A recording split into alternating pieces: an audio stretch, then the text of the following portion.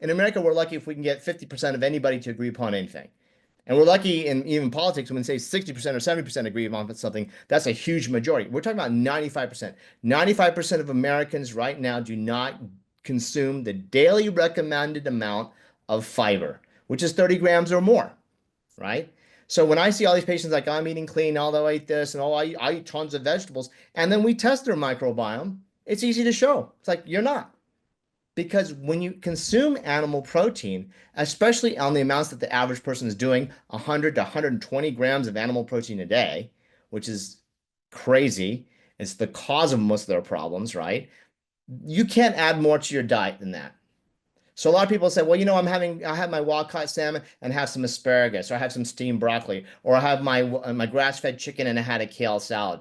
That's not close to 30 grams. And so even in my plant-based patients, by the way, so I'll be fair here, we're not eating enough either, right? Because we haven't been trained to. When we first kind of transitioned to plant-based diet, we took off all this animal protein, but we didn't fill our plate to fill the amount of food that we needed to eat. Only plant foods have fiber. But when we eat animal protein, we get full, and therefore it's very hard for anybody to eat animal protein and still get 30 grams of fiber. I have not really met maybe a few people in the last 25 years that can do that, because the amount that we eat of animal protein just supersedes. The gut gets full. It's just the body's like, okay, I'm done. I can't stretch my stomach anymore. So they can't get enough fiber. And that's why they end up taking fiber supplements, unfortunately, because they need to have that extra support. Now, endotoxins. So endotoxins are different toxins that are microbes. Okay, these are different types of bacteria that are in the animal protein. And we're not just talking about it like it's uncooked. We're not talking about, okay, it was spoiled. We're talking about when you get even grass-fed, wild-caught, free-range, you get the animal protein and we cook it. We boil it. And then it goes into your stomach acid, which is a pH of 1 to 2, right? Super acidic, right? So these are all the things that kill bacteria, right? It contributes and causes what we call dysbiosis and imbalances in the gut. So when you hear this word SIBO, small intestinal bacterial overgrowth, that is contributed to and by endotoxins in the body. Bacterial dysbiosis. So when people have overgrowths of different type of bacteria in their gut, right, which is common now, and we test that, by the way, we can see like, okay, does this person have any kind of SIBO? If they have bloating issues, if you're feeling that your stomach's flat, and by the end of the day, it feels like you're pregnant, you're Santa Claus, you got to unbutton your dress or your pants, and you're feeling your stomach pooching out, you definitely might have some kind of SIBO issue. You should have it tested. We can help you with that.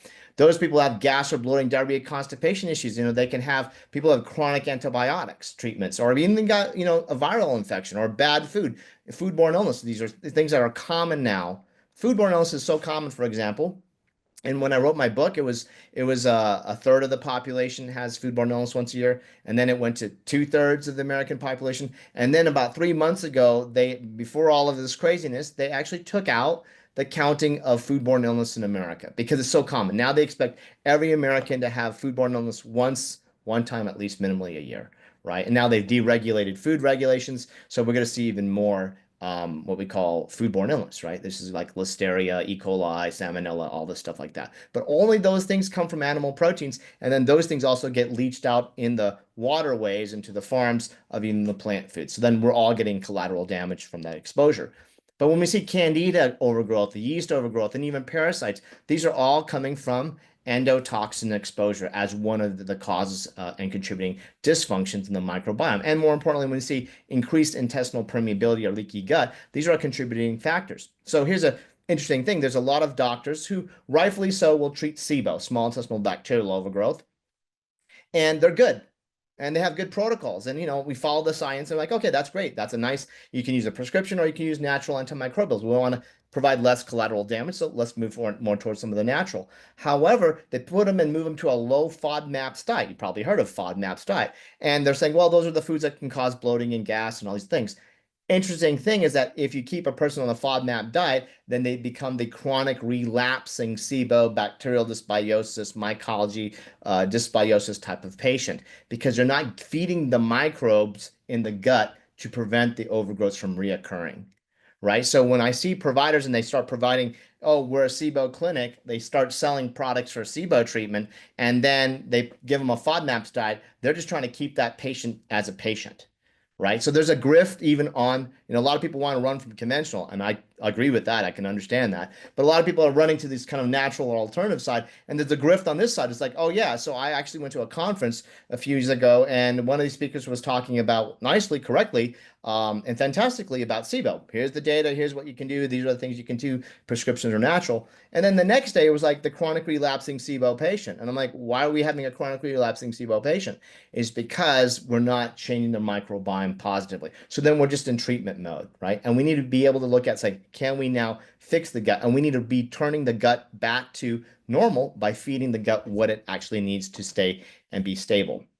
So endotoxins and LPS, you can look at this lipopolysaccharide. This is an inflammatory trigger that comes from animal proteins and saturated fats. This triggers the leaky gut. So when we have our little GI cells here, and I always go through all these pictures with my patients, and this is how your foods are getting absorbed. We have this nice microbiome layer that we actually test with our patients. When we have this increased fecal secretory IgA, we have zonulin elevation, we have different kind of markers of inflammation as well. Then the foods start to leak in, the bad bacteria and other things can leak in, triggering inflammatory problems. And so people can have not only gut inflammation issues, but then they have systemic inflammatory aspects, and they have increased risk of food sensitivities because the body starts labeling even some of the plant foods as being a threat. And so we have to be fixing the gut. It's not just treatment and avoidance of the food, it's actually re-establishing this microbiome, and that's what we do very successfully. But moving people to avoiding the foods that actually contribute to it is one of the strongest things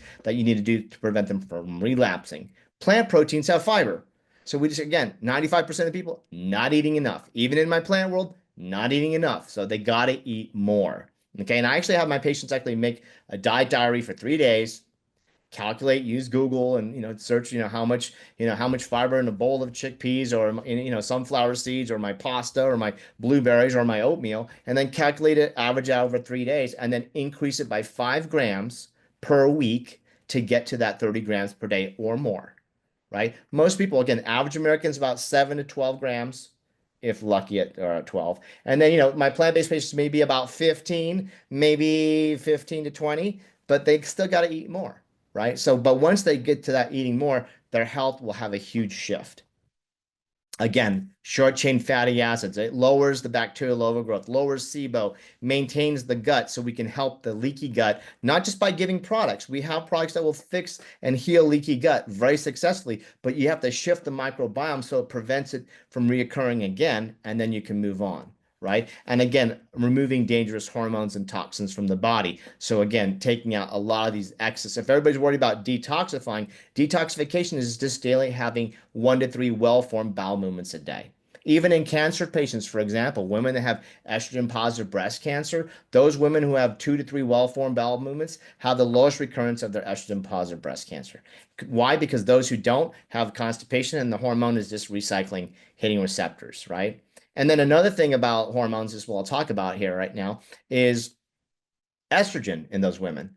So a study came out, and an oncologist was presenting last year. I was at a conference, 3 servings of dairy and 2 pats of butter. 3 servings of dairy a day, right? So having some cheese in my eggs, or maybe a latte in the morning, maybe have a piece of pizza at lunch, and maybe have some Greek yogurt at dinner, or maybe a little bit of ice cream and some pats of butter that's cooked throughout the day in some of these foods, is 40% estrogen and 60% progesterone of a birth control pill daily, right? So when we see women with estrogen positive breast cancer and they're on a hormone blocker like tamoxifen, and then we see the recurrence of that breast cancer continue very high, 50, 80%. And then the doctor says, oncologist will say, hey, take it for 10 years, because they were supposed to take it for 5.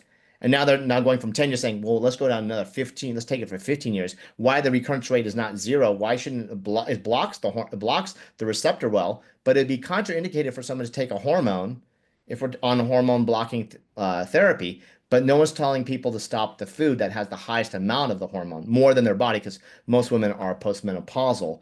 In general, that hormone blocks a little bit of their own estrogen, but really what we're getting a lot more from is the environment. Okay, and remember, your immune system's 80% in your gut. So you want to be feeding your gut what's feeding your immune system in a positive fashion. Now, since we're talking about cancer, let's look at the cancer stimulatory or cancer regressive factors of foods. So we look at heterocyclic amines, TMAO, insulin growth factor, NEU5GC, and I'll talk about something really interesting that just came out in the last 2 years is CD36 understanding, okay? And so we have to understand that pro-cancer promoting factors is given, meaning triggered and increased with animal protein and saturated fats. And plants don't have that aspect, right? So that's why when people move towards plant-based diet, again, the risk of cancer, or if they have cancer, we can slow down progression of disease. So let's get into that a little bit more detail. A lot of people will be like, well, I'm eating clean food, Dr. Pai. I'm eating grass-fed wild-caught. Because I have patients who come see me and they're seeing other practitioners and they're like, oh, I'm on a keto, paleo diet, a keto diet because I'm trying to starve my cancer out, right, of glucose. But here's the interesting thing is that let's start off from the top here. Heterocyclic amines. So there was a time in America, because we knew that fried food is bad. I've been talking about fried food, too much fried food, right? People are eating just over gobs of too much omega-6s. So they took that fried chicken and said, you know what? Let's go take it to the grill, right? So we're avoiding some of that omega-6, correctly so. Don't get me wrong. And then they moved it to the grill. But when they grill the animal protein and we got those nice little grill marks, that kind of char on the animal protein, that creates what they call heterocyclic amines, and that is pro-carcinogenic. That helps stimulate cancer growth. Okay. Something called TMAO. In the last 5 years, this is a lot of research now that's been showing about choline that comes highest found in eggs. Even if they're grass-fed and even if they're, free range, still has high amounts of choline. The choline goes to the liver, goes to the microbiome, creates this molecule called TMAO. That is a pro-carcinogenic and inflammatory trigger. So the idea is that, even in a vegetarian who's like, well, hey, I don't eat, beef and pork and lamb and all that stuff like that. I'm just having my dairy and my eggs, right? And they have cancer, that's just fueling potential cancer growth. And again, we're trying to starve cancer, feed the patient, right? But a lot of people are thinking that they're starving cancer, but they're actually feeding it. Insulin growth factor, IGF-1. So cancer cells, and my book covers this in detail, and I always talk about this. You probably see me all over the internet, but cancer cells have about 10 to 12 times more insulin receptors than a normal cell. Cancer cells are hypermetabolic, right? It's trying to grab the patient's energy. That's why over time they start losing weight. They become really tired and fatigued, and they get cachectic, right? It's because the cancer cell is trying to outreach, is trying to develop new blood supply, is trying to steal nutrients and energy from the patient, okay? And cancer cells, like idea that